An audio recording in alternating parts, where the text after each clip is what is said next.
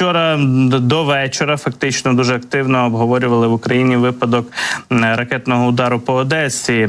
Це відбулося у момент перебування в нашому південному місті при Чорноморському президента України і також грецької делегації на чолі з прем'єр-міністром, з главою уряду Греції. Зустріч ця відбулася, як ми навіть бачимо, на території порту Одеси. Кіріакос Міцотакіс, прем'єр-міністр Греції, зустрівся саме там із главою української держави.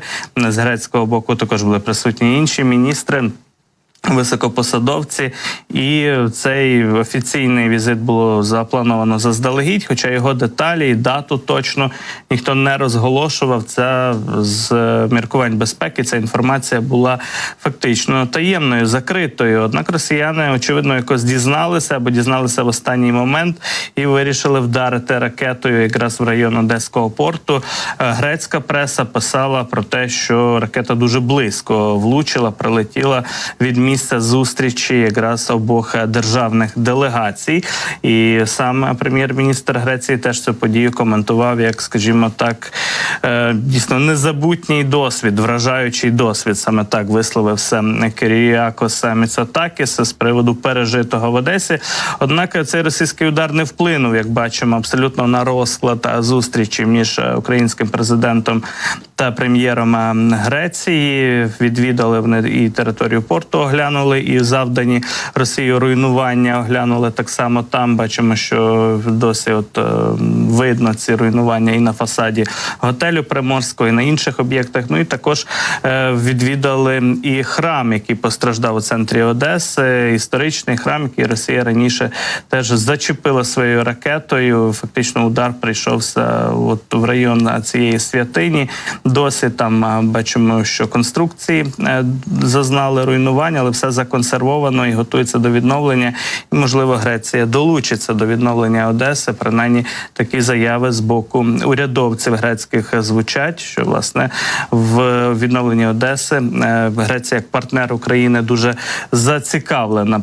Отже, якщо говорити про те, що відбувалося вчора у Одесі, то, звичайно, ситуація ця стривожила українців неабияк, оскільки тривалий час не було жодних офіційних повідомлень. Що ж відбулося? З'явилися повідомлення в телеграм-каналах про удар ракетний. Ну і Росія почала розвивати, поширювати свою пропаганду стосовно того, що, власне, їм вдалося влучити по державних делегаціях, урядових делегаціях. Ясно, що це, знову ж таки, черговий російський злочин. Йде мова про удар по цивільних об'єктах і в момент перебування ще й закордонних гостей в Одесі. Але на Росію це, очевидно, ніяк не обходить.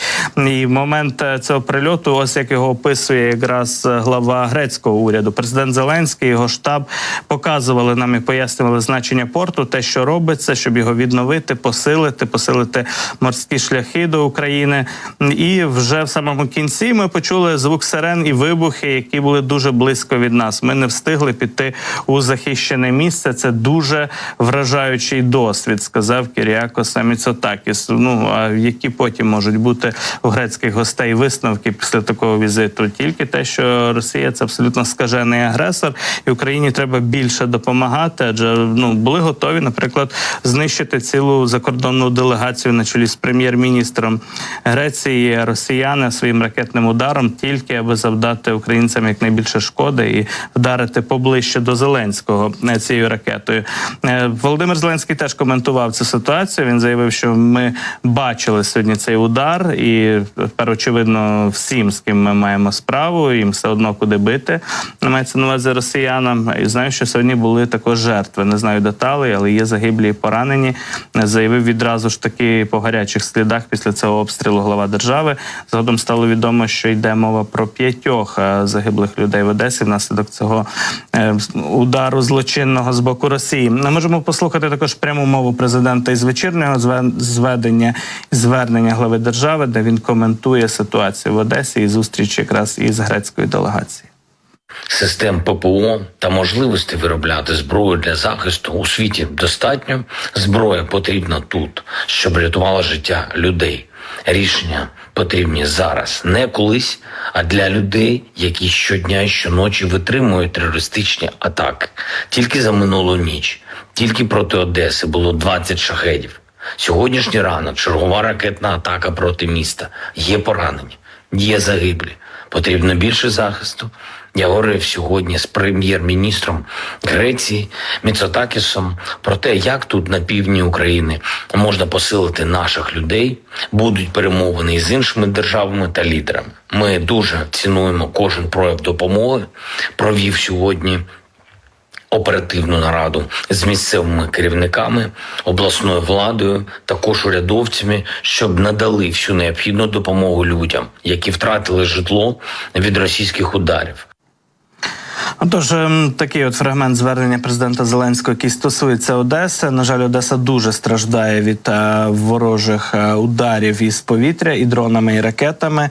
І за останні тижні такі удари відбуваються регулярно, іноді кілька ночей підряд, поспіль. І знаємо про важкі наслідки, трагічні наслідки удару по Одесі, які відбулися в ніч на 2 березня. От якраз фактично у суботу-неділю в місті розгрібали завали будинку, який був ушкоджений шахедом, і там у тому будинку загинуло 12 мешканців, одеситів, в тому числі і діти маленькі. Звичайно, просто трагедія неймовірної глибини, яка вразила усіх, і в світі багато її коментували. І бачимо, що росіяни не зупиняються і продовжують такі удари. От вражений був цим вчорашнім ракетним обстрілом в момент зустрічі міжнародних делегацій, 2 державних делегацій в Одесі, також і Жозеп Борель, високий представник Європейського Союзу із безпеки та зовнішньої політики. От ми зараз бачимо якраз кадри влучання шахеда у будинок, де загинули люди. Це місце теж відвідали вчора і прем'єр Греції, і український президент. Фактично на місці утворився такий стихійний меморіал, куди люди несуть квіти, іграшки в пам'ять про загиблих дітей в Одесі.